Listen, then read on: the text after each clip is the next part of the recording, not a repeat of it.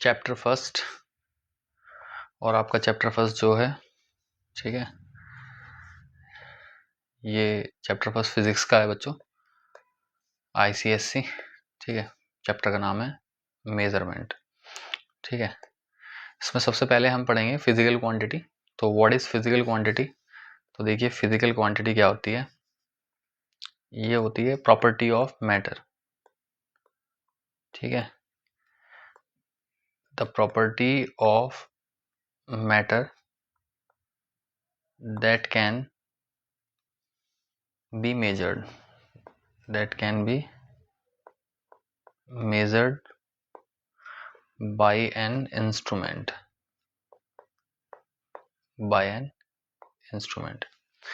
ठीक है। तो जो भी फिजिकल मतलब मैटर की जो प्रॉपर्टीज आप मेजर कर सकते हैं उनको फिजिकल क्वांटिटी कहते हैं।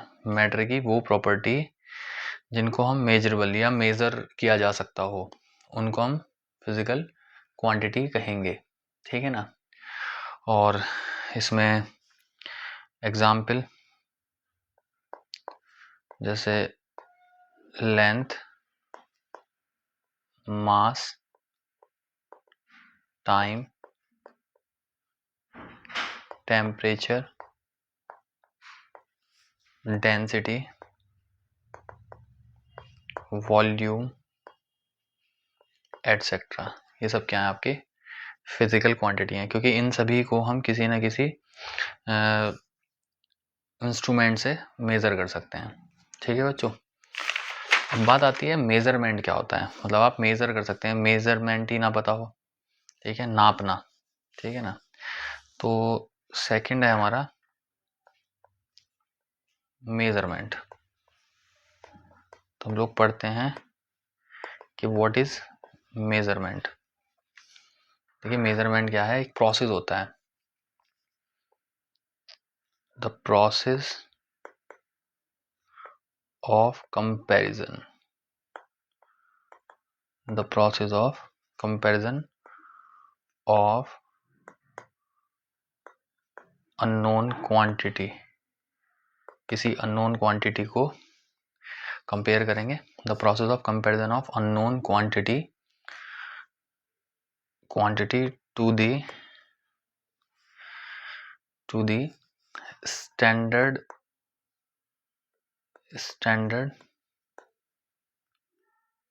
क्वांटिटी ऑफ सेम नेचर, ठीक है।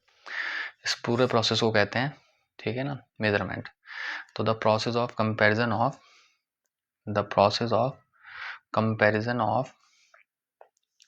ठीक है, कंपैरिजन अननोन क्वांटिटी का, ठीक है, किसी नॉन स्टैंडर्ड क्वांटिटी के साथ। क्या लिखेंगे? नॉन स्टैंडर्ड क्वांटिटी, ठीक है, सही से लिख देता हूं।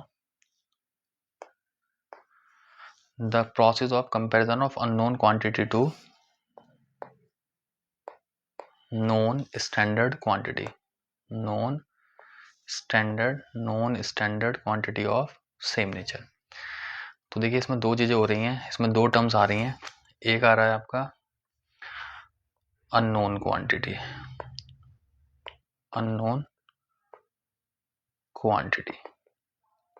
तो मान लीजिए हमारे पास एक अननोन क्वांटिटी है, एक लेंथ है ये PQ।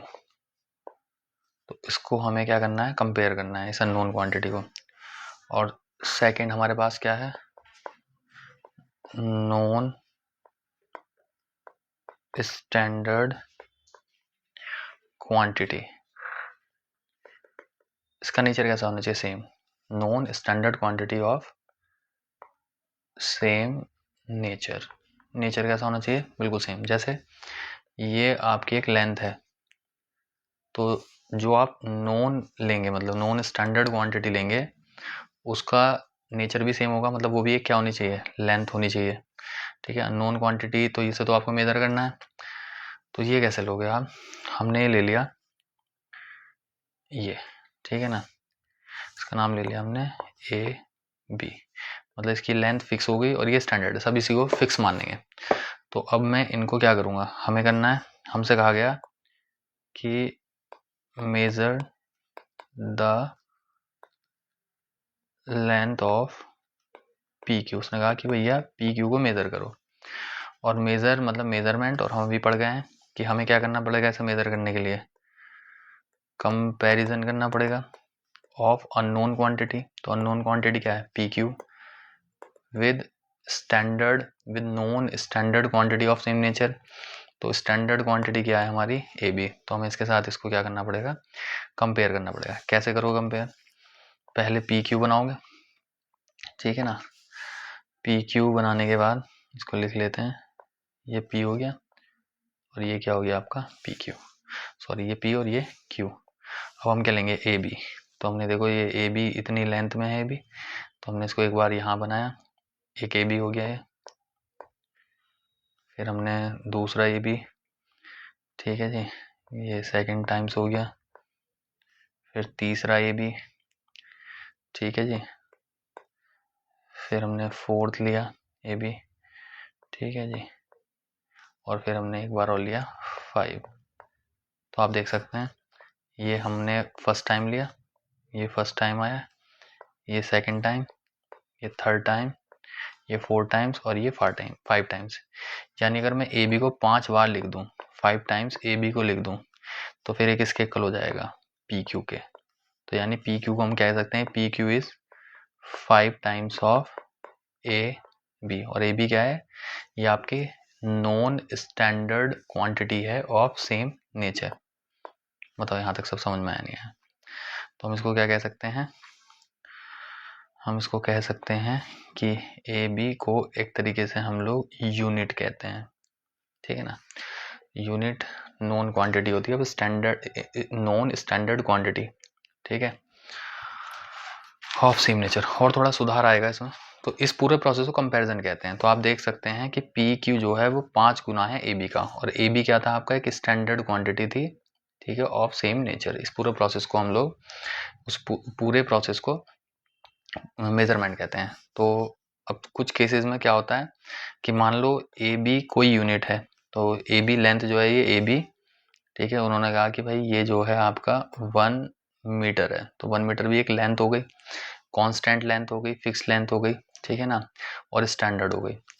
और ये ए बी क्या हो गया, 1 मीटर।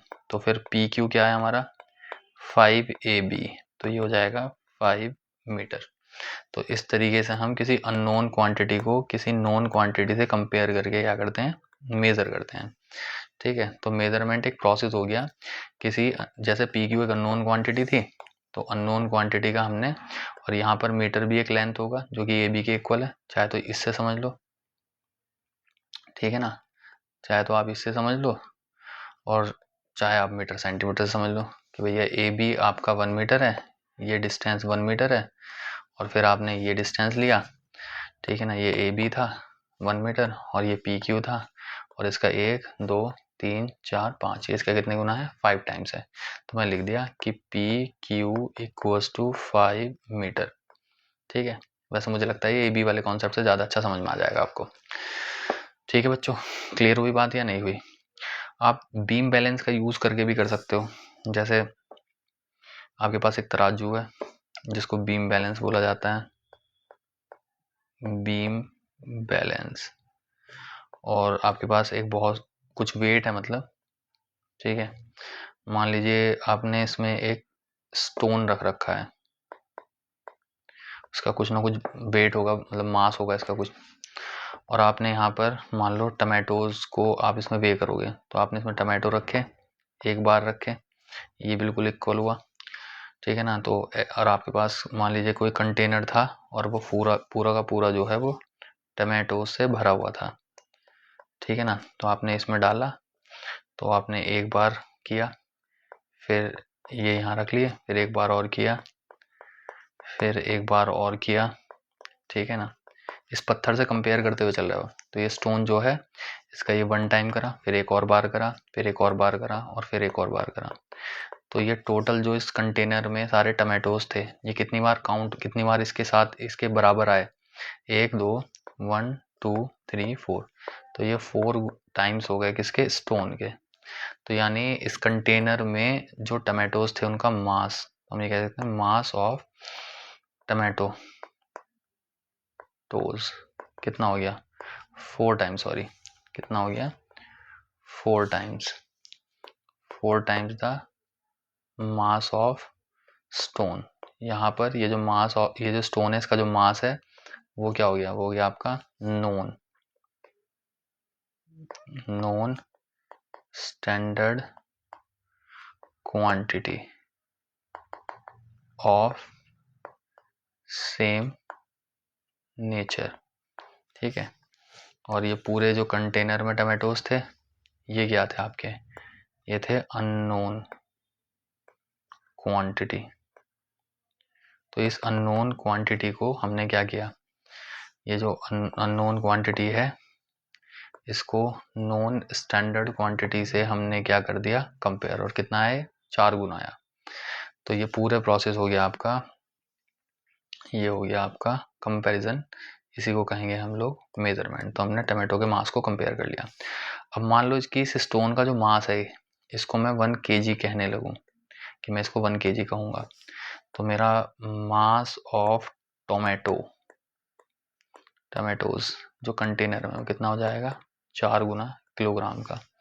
तो ये हो गया आपका 4 kg। कितना हो गया ये 4 kg।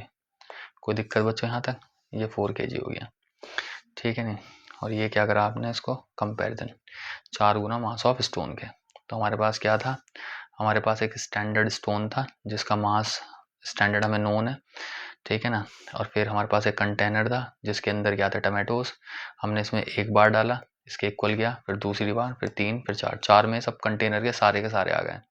तो इसका मास कितना हो गया 4 गुना 4 टाइम्स ऑफ स्टोन का मास। और मास ऑफ स्टोन अगर मैं 1 किलोग्राम कहूँगा तो पूरा कंटेनर का मास कितना हो जाएगा, कंटेनर के अंदर जो टमाटोज है उसका मास कितना हो जाएगा 4 गुना हो जाएगा 1 kg का 4 kg। ठीक है, कोई दिक्कत लगता है अब आपको, कंपैरिजन वाली बात समझ में आ गई होगी। ठीक है, सबसे ज़्यादा तो लेंथ में ही समझ में आती है कि अगर आप इसको मतलब ए बी मत कहो, चलो ए बी पहले लिया था, एक्स वाई कह दो, और ये अननोन है आपका, इसको कह दो आप वी डब्ल्यू। अब ये नोन है और ये क्या है अननोन, कंपेयर कर दो। तो आप इतनी जो लेंथ है इसको इस पर ड्रॉ करेंगे, तो 1 बार हुआ, फिर 2 बार हुआ, फिर 3 हुआ, और फिर 4। 4 बार में एक्स वाई अगर आप 4 बार ड्रॉ करोगे तो ये क्या कर लेगी, इसको कवर कर लेगी। इसका मतलब वी डब्ल्यू जो है वो 4 टाइम एक्स वाई को हमें कितनी बार बनाना पड़ेगा, एक्स वाई को 4 टाइम्स हमें बनाना पड़ेगा। अब मान लो जो एक्स वाई था इसको एक यूनिट है लेंथ की सेंटीमीटर, तो मैं कहूँ ये सेंटीमीटर था, तो वी डब्ल्यू कितना हो जाएगा 4 सेंटीमीटर। क्लियर हुई बच्चों आपको। तो ये फिजिकल क्वांटिटी की बात है। तो यहाँ से हमें समझ में आया कि किसी भी फिजिकल क्वांटिटी को अगर हमें मेज़र करना है तो हम उसे एक्सप्रेस कैसे करेंगे, तो फिजिकल क्वांटिटी इक्वल्स टू, देखो एक तो 4 आ रहा है तो न्यूमेरिकल वैल्यू आएगी, न्यूमेरिकल वैल्यू, और ये सेंटीमीटर कह दो एक्स बी जो नॉन स्टैंडर्ड क्वांटिटी है, इसको क्या कहते हैं हम लोग यूनिट कहते हैं। क्या कहते हैं इसको हम, यूनिट। तो कोई भी फिजिकल क्वांटिटी जो है वो कैसे एक्सप्रेस की जाएगी, न्यूमेरिकल वैल्यू, ठीक है, और उसकी यूनिट। दोनों की बातें समझ लेते हैं। न्यूमेरिकल वैल्यू को हम लोग मैग्नीट्यूड कहते हैं, और यूनिट क्या है आपकी non standard quantity of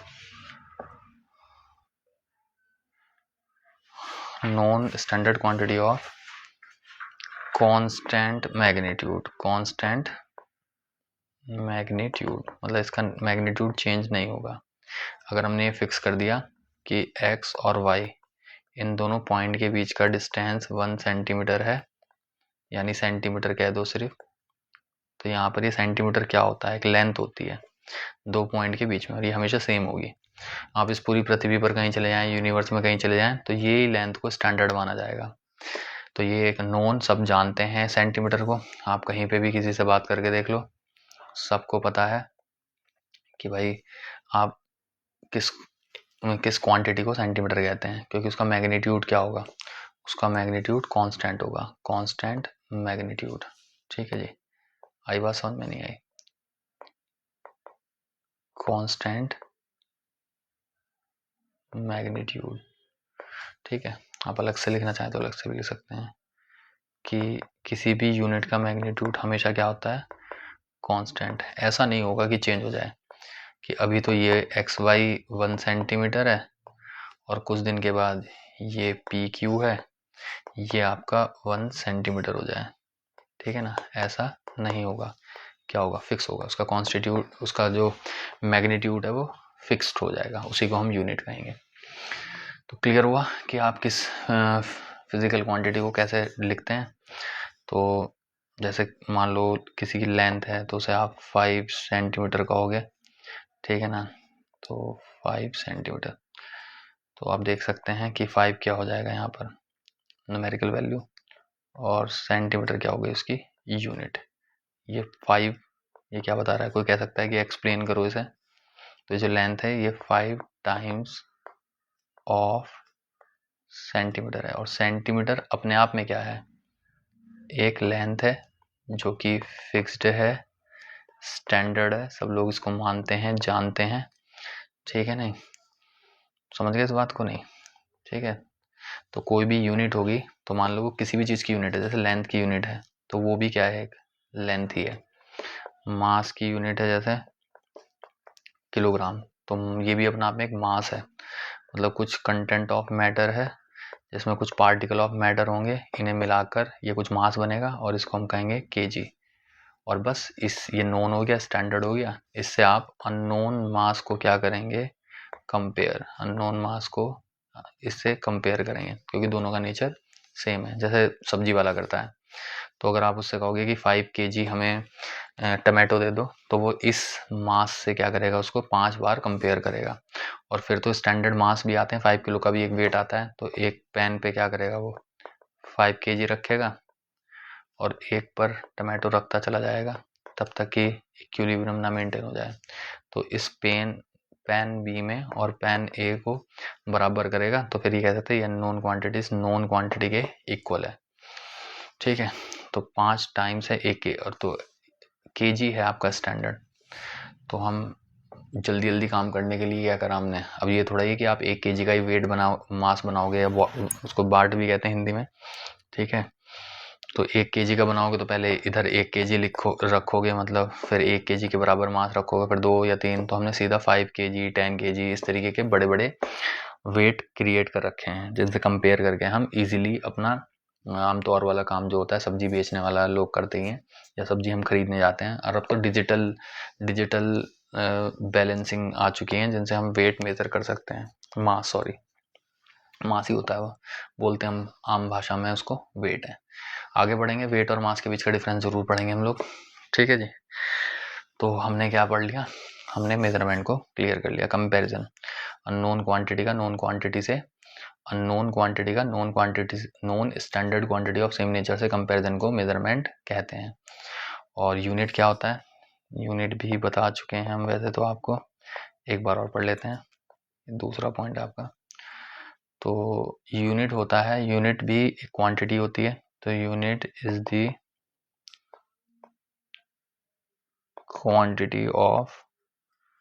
quantity of a constant magnitude of a constant magnitude। ठीक है ना, unit is the quantity of constant magnitude. ठीक है ना, which is used to measure the unknown quantity,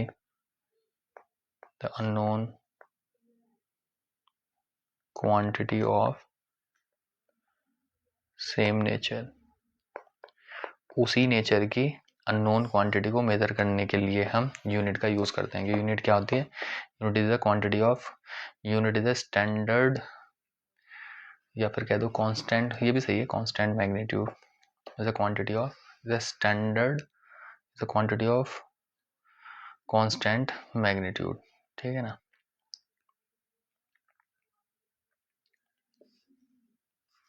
ऐसा भी ऐड कर सकते हो उसमें, जो मैं थोड़ा परेशान हो रहा था, unit is the known standard quantity of constant magnitude, ये ज़्यादा सही रहेगा, नॉन स्टैंडर्ड क्वांटिटी। ठीक है, तो ये हो जाएगा unit is the non standard quantity of constant magnitude which is use to, इसका हम क्या यूज़ करते हैं, which is use to measure the unknown quantity of same nature. ठीक है बच्चों, चलिए फिर आगे बढ़ते हैं। अगला क्वेश्चन आता है हमारा, थर्ड क्वेश्चन आएगा कि चॉइस ऑफ यूनिट, यानी किसको हम, जैसे लेंथ की यूनिट सेंटीमीटर लिया, तो हम कैसे चूज करेंगे कि सेंटीमीटर यूनिट को हमें कब लेना है। तो 3-4 पॉइंट्स हैं बच्चों। पहला पॉइंट है, ये ही पढ़ना है बच्चों आपको, the unit should be of convenient size. Convenient size, unit कैसी होगी, उसका साइज कैसा होगा, कन्वीनियंट। मतलब क्या है भाई, अगर मान लीजिए आप पेपर पर काम कर रहे हैं और उस पर कोई लेंथ बना रहे हैं ए बी, तो उसकी लेंथ सेंटीमीटर में होनी चाहिए। ठीक है ना। और अगर आप दो सिटीज़ की बात करेंगे, एक सिटी है मान लीजिए बिजनौर और दूसरी सिटी है मान लीजिए किरतपुर। ठीक है, तो इनके बीच में डिस्टेंस है, इनके लिए यूनिट क्या यूज़ करेंगे, किलोमीटर। तो इनके बीच में डिस्टेंस कितना है, दोनों शहरों के बीच में 14 किलोमीटर। अब एक बच्चा का है कि नहीं जी, मैं तो कहूँगा कि 14,000 मीटर है, तो ये अनकन्वीनियंट हो जाएगा, ये कन्वीनियंट साइज नहीं रहेगा। ठीक है, उससे भी होशियार एक बच्चा आता है, वो कहता है मैं कहूँगा 14 लाख मिलीमीटर, क्योंकि इन क्वांटिटीज में आपस में रिलेशन होता है कि 1 किलोमीटर इक्वल्स टू 1000 मीटर होते हैं और 1 मीटर इक्वल्स टू 100 सेंटीमीटर होते हैं। तो ये तो छोटी क्लास की बातें बच्चों, आपको पता होगा। तो अगर ये 14 किलोमीटर है तो आप 1000 से मल्टीप्लाई करके मीटर में चेंज कर सकते हैं और मीटर को 100 से मल्टीप्लाई करके मिलीमीटर में। अब तीनों में सबसे ज़्यादा कन्वीनियंट क्या है, तीनों में सबसे ज़्यादा कन्वीनियंट है 14 किलोमीटर। ठीक है, तो जब दो सिटीज़ के बीच का डिस्टेंस होगा तो हम यूनिट क्या लेंगे, किलोमीटर। और अब कॉपी पे डिस्टेंस मेजर करना है तो हम क्या लेंगे, सेंटीमीटर। तो यानी जो भी यूनिट आप चूज़ करोगे, how to choose a unit, तो आप ये देखोगे कि आप लेंथ की अगर यूनिट की चूज़ करने की बात आएगी तो आप पेपर पे काम कर रहे हो, या दो सिटीज़, भाई ए सिटी है कोई और एक बी सिटी है, ठीक है ना, तो इनके बीच के अगर डिस्टेंस की बात कर रहे हो तो ये डिस्टेंस हमेशा क्या है, किलोमीटर में निकालेंगे।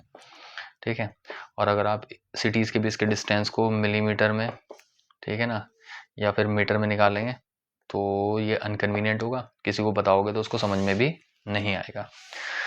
ठीक है जी, नेक्स्ट आते हैं फिर हम लोग। नेक्स्ट हमारा क्या है,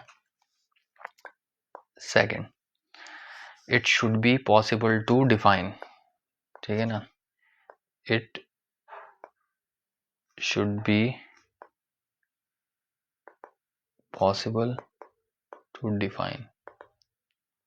ठीक है ना, define the unit without ambiguity. Ambiguity को कहते हैं एरर, कोई गलती नहीं होनी चाहिए।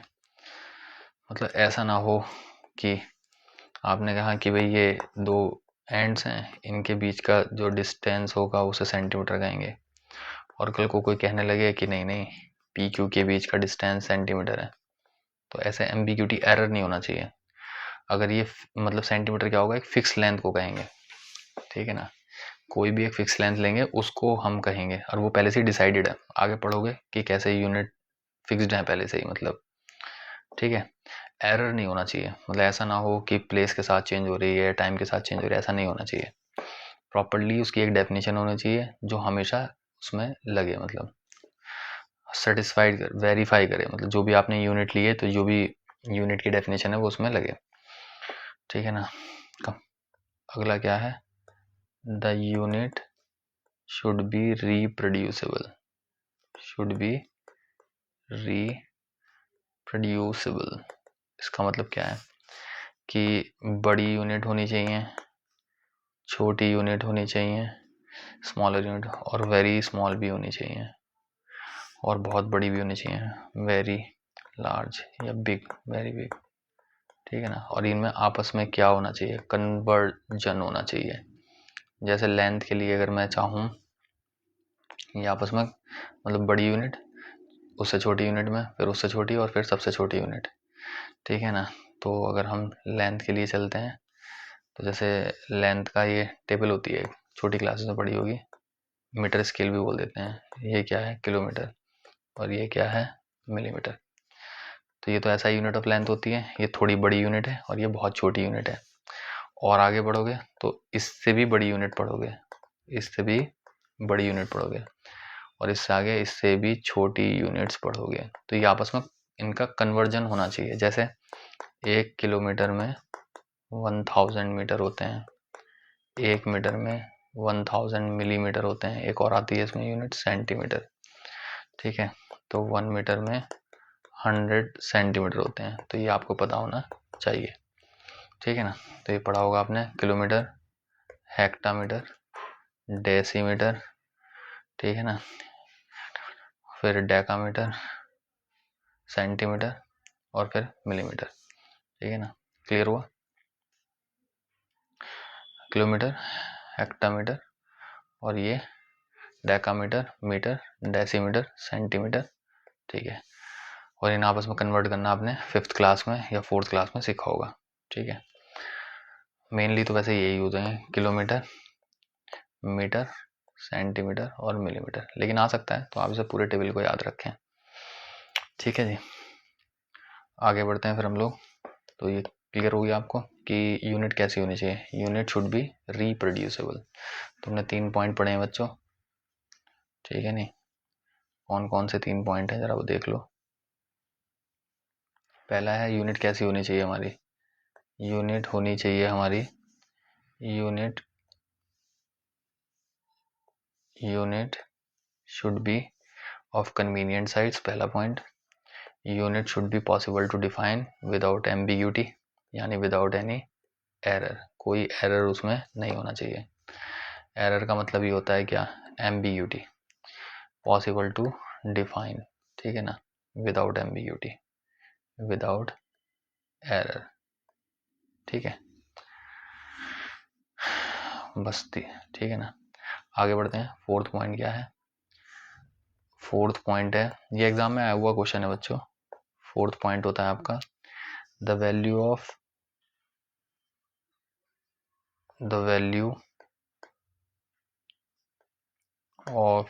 Unit should not change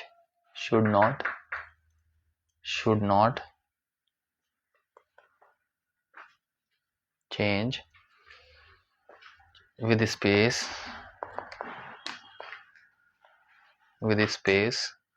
and time, ठीक है ना। तो ये ऐसे चेंज नहीं होना चाहिए, मतलब आपकी वैल्यू है यूनिट की और पता लगा आपने जगह चेंज कर दी, समय चेंज करा, 10 साल बाद वो वैल्यू ही चेंज हो गई, ठीक है। कि कुछ समय पहले 10 साल तक तो आप कहते थे कि भैया ये जो डिस्टेंस है ये आपका मीटर है, इसको आप मीटर मान के चल रहे हैं, और कुछ समय के बाद ये बढ़ गया कि अब समय बढ़ चुका है तो हम बड़ी यूनिट को मीटर मानेंगे। तो इन चीज़ों को हम यूनिट नहीं मानते। ऐसे अगर दिया हुआ होगा तो इनको हम यूनिट कंसिडर नहीं करेंगे। यूनिट तो अब से 10 साल पहले भी इसी साइज़ की होनी चाहिए और 100 साल बाद भी इसी साइज़ की होनी चाहिए, मतलब यही साइज़ होना चाहिए, साइज़ चेंज नहीं होना चाहिए। पुराने टाइम पर ऐसा होता था कि वो पत्थरों का यूज़ करते थे किसी भी वेट या किसी मास वाली चीज़ को बेचने के लिए, कपड़ों को हाथ से मेजर करते थे, ठीक है ना, 1 हाथ 2 हाथ। अब किसी का हाथ बड़ा है, किसी का हाथ छोटा है, ठीक है ना, पाम से यूज़ करते थे, तो ये आपको नहीं करना है, ठीक है। तो यहाँ पर हम आपको ये सब क्लियर हो गया। एक बार फिर से मैं आपको बता देता हूँ कि हमने क्या क्या पढ़ा। सबसे पहले हमने मेज़रमेंट की डेफिनेशन पढ़ी। तो मेज़रमेंट तो कंपैरिजन है, या उससे भी पहले हमने क्या पढ़ा था, फिजिकल क्वांटिटी। तो फिजिकल क्वांटिटी क्या होती है, ये प्रॉपर्टी ऑफ मैटर होती है दैट कैन बी मेजर्ड तो फिर मेजरमेंट की डेफिनेशन पढ़ी हमने, the process of comparison of unknown quantity to known quantity of same nature. तीसरा फिर हमने फिजिकल क्वांटिटी को कैसे लिखना है वे पढ़ा हमने कि क्यू को कैसे लिखते हैं हम लोग n इंटू यू। एन एक न्यूमेरिकल वैल्यू होती है, यू क्या होती है यूनिट, और ये यूनिट भी एक्चुअल में जो क्वांटिटी को आप जैसे लेंथ को मेजर कर रहे हो तो यूनिट भी एक लेंथ ही होगी, एक फिक्स लेंथ होगी, एक स्टैंडर्ड लेंथ होगी। ठीक है। फोर्थ हमने फिर अच्छे से यूनिट की डेफिनेशन पढ़ी। तो यूनिट क्या होता है, यूनिट एक नॉन स्टैंडर्ड क्वांटिटी होती है, non standard quantity of constant magnitude, of constant magnitude. और इसका एक यूज भी होता है, क्या होता है, which is use to measure the unknown quantity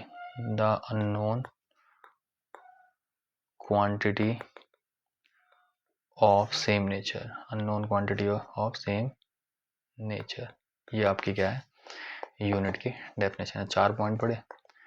fifth point हमने क्या पढ़ा, चॉइस ऑफ यूनिट, कैसे चूज करोगे कि यूनिट क्या होगी, किसी भी फिजिकल क्वांटिटी की यूनिट क्या होगी। तो उसमें 4 पॉइंट है बच्चों।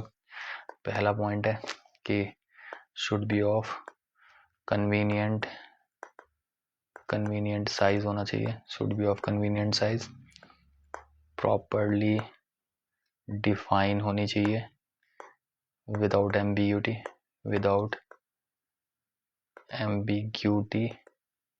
एम्बिग्यूटी मतलब एरर नहीं होना चाहिए, गलती नहीं होनी चाहिए। तीसरा था रिप्रोड्यूसिबल होनी चाहिए, ठीक है ना।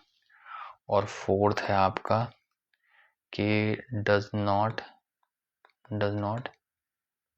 Change with space and time और स्पेस, जगह के साथ, समय के साथ चेंज नहीं होनी चाहिए, बिल्कुल फिक्स होनी चाहिए, ठीक है ना। कन्वीनियंट साइज होना चाहिए, प्रॉपरली डिफाइन हो विदाउट एम्बिग्यूटी, ठीक है जी, रिप्रोड्यूसिबल हो, और जी does not change with space and time. तो चारों पॉइंट आपको याद रखने हैं भैया, और ये क्वेश्चन आता है, ठीक है जी। अब मैं आपको लिखना सिखाता हूँ scientific way to represent a physical quantity, scientific way to represent the magnitude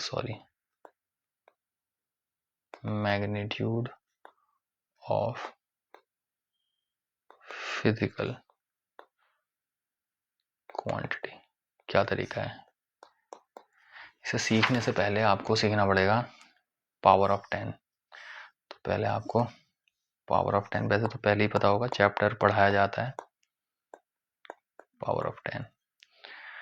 देखिए 10 की पावर 0 होगी तो आंसर क्या होगा 1, 10 की पावर 1 होगी तो हम उसको 10 लिख सकते हैं, 10 की पावर 2 होगी तो हम उसको 100, एंड ऐसे सो ऑन।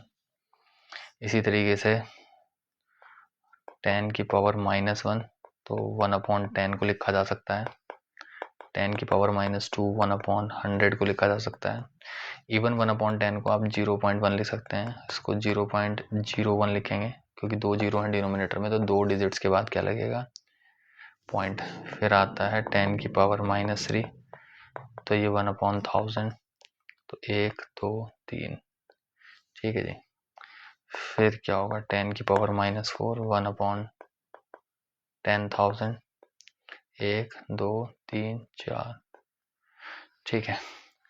तो ये हो गया आपका, ठीक है, क्लियर हो गया, 10 की पावर -1, ठीक है। और ये तो पॉजिटिव, जीरो को तो किसी की भी पावर 0 हो उसको 1 ही लिखेंगे, कोई भी चीज़ हो किसी की पावर अगर 0 होगी तो उसको क्या लिखेंगे 1, ठीक है। आई थिंक ये तो सब आता ही है आपको, ठीक है। अब इसका यूज़ फिजिकल क्वांटिटी में कैसे करेंगे, तो जैसे मान लो आपको कह रहे हैं वो कि स्पीड ऑफ लाइट दे रखा है आपको, स्पीड ऑफ लाइट कितना दे रखा है, 3 मिलियंस, ठीक है ना, 3 मिलियन मीटर पर सेकेंड। तो 3 और 3 6 7 8, ठीक है ना। 1 10 100 1000 10,000 लाख, या फिर 100,000 मिलियन 10 मिलियन 100, तो 300 मिलियन, ठीक है ना। और वैसे इंडियन सिस्टम में करोगे तो ये कैसे हो जाएगा, तो फिर ये हो जाएगा 1 10 100 1000 10,000 लाख 10 लाख करोड़ 10 करोड़, तो 30 करोड़ 30 करोड़ मीटर पर सेकंड। ठीक है जी, क्लियर हुई बात। लेकिन अगर आप इन तीनों में से किसी भी तरीके से या तो ऐसे लिख के आओ, ठीक है ना, तो ये गलत हो जाएगा, साइंटिफिक वे नहीं है लिखने का, ये भी नहीं है, ये भी नहीं है, तो फिर कैसे लिखोगे, तो फिर आप इसको लिखोगे पावर ऑफ 10 में, पावर ऑफ 10 में ही लिखा जाता है फिजिकल क्वांटिटी को। तो पावर ऑफ 10 में हम लोग कैसे लिखते हैं, m इंटू 10 की पावर n और फिर उसकी यूनिट। कोई भी फिजिकल क्वांटिटी होगी वो ऐसे लिखी जाएगी, कोई भी फिजिकल क्वांटिटी को आपको m इंटू 10 की पावर n में लिखना है और साथ में क्या लिखनी है, उसकी यूनिट। ठीक है, ये m क्या होता है, ये m एक न्यूमेरिकल नंबर होता है, ये एक न्यूमेरिकल वैल्यू है जिसमें क्या होगा, इन विच 1 non zero digit is left to the decimal, is left to the decimal, यानी ये नंबर डेसिमल में लिखा जाएगा और डेसिमल की लेफ्ट साइड क्या होगी, डेसिमल की लेफ्ट साइड एक नॉन जीरो डिजिट होगी, non zero digit. Non zero digits क्या होती हैं बच्चों, जैसे 1 हो गया, 2 हो गया, 3 हो गया, 9 तक, ये आपकी नॉन जीरो डिजिट है। और इसके बाद आपके पास कुछ भी हो सकता है, जीरो और नॉन जीरो डिजिट, ये बनेगा आपका m, ये बनेगा आपका m। एग्जाम्पल में हम m को लिख सकते हैं 2.347 ऐसे लिख सकते हैं, ठीक है ना। और फिर अगर फिजिकल क्वांटिटी की बात आएगी तो m के साथ, फिजिकल क्वांटिटी m के साथ 10 की पावर भी आएगी ये, ठीक है ना। तो जैसे स्पीड ऑफ लाइट को हम c से डिनोट करते हैं, ठीक है ना, तो क्या होता फिर 3 इंटू 10 की पावर कितना हो जाएगा, 8, ठीक है, मीटर पर सेकेंड। अब डेसिमल रिप्रेजेंटेशन भी करना है तो हम इसको 3.0 इंटू 10 की पावर 8, जिससे आपको ये पता चल जाए कि डेसिमल के लेफ्ट साइड एक नॉन जीरो डिजिट है। मैं आपको कुछ ऐसी वो दे देता हूँ, मतलब जैसे किसी चीज़ का मैंने वॉल्यूम दे दिया आपको 5367.89, तो ये सेंटीमीटर क्यूब, ये स्टैंडर्ड फॉर्म नहीं है, तो इसको स्टैंडर्ड फॉर्म में चेंज करने के लिए हमें इस डेसिमल को कहाँ लेके जाना है, इसके लेफ्ट साइड में 2 और 2 4 नॉन जीरो डिजिट है, लेकिन कितनी होनी चाहिए, एक नॉन जीरो डिजिट, जिसके लिए मुझे इसे 1 2 3 स्टेप टूवर्ड लेफ्ट जाना पड़ेगा, यानी 5.367 करना पड़ेगा। अब देखो कोई भी चीज़ जो डेसिमल है वो लेफ्ट साइड कब जाता है, जब वो डिवाइड होता है किससे, तो इसे हटा देते हैं, तो यानी 5367.89 को आपको 10 की पावर 3 1 2 3, क्योंकि 3 डेसिमल प्लेस लेके जाना है तो 10 की पावर 3 से क्या करना पड़ेगा, डिवाइड। और फिर क्योंकि किसी नंबर को आप ऐसे डिवाइड करोगे तो उसका मीनिंग चेंज हो जाएगा, तो 10 की पावर 3 से क्या करना पड़ेगा, उसको मल्टीप्लाई करना पड़ेगा। तो जब आप इसको सॉल्व करोगे तो ये कितना हो जाएगा आपका, ये हो जाएगा आपका 5.36789, तो 1 2 3, ठीक है ना, तो ये हो गया 5.36789 इंटू 10 की पावर 3, क्योंकि ये नंबर कब आया, जब आपने इसको डिवाइड करा, तो ये आपका वॉल्यूम हो गया। तो ये तो इसको लिखेंगे सेंटीमीटर क्यूब। तो देखो ये आपका m हो गया, 10 की पावर 3 n हो गई, और आपके पास क्या आ गई, यूनिट, ठीक है, कोई दिक्कत, ये देखो, ठीक है, m हो गया और ये 10 की पावर n, m का मतलब समझते होंगे 5.36789, ठीक है, कोई दिक्कत कोई इशूज़ नहीं है। चलिए फिर आगे बढ़ते हैं। कोई भी क्वांटिटी अगर आपको दी हुई होगी तो आप उसको ऐसे लिखेंगे, ठीक है, तो q equals to m into 10 की पावर n यूनिट, और m एक नंबर होगा जिसमें डेसिमल के लेफ्ट साइड एक नॉन जीरो डिजिट होगी, सिर्फ सिंगल नॉन जीरो डिजिट, ठीक है, और ये क्या आपका डेसिमल पॉइंट, और डेसिमल के राइट साइड कुछ कोई भी डिजिट हो सकती है, ये ध्यान रखना है बस। आगे बहुत जगह मिलेगा मौका इसको करने का, ठीक है। बस पहले आप इतना ही पढ़ लीजिए, इसको याद कर लीजिए, ठीक है बच्चों।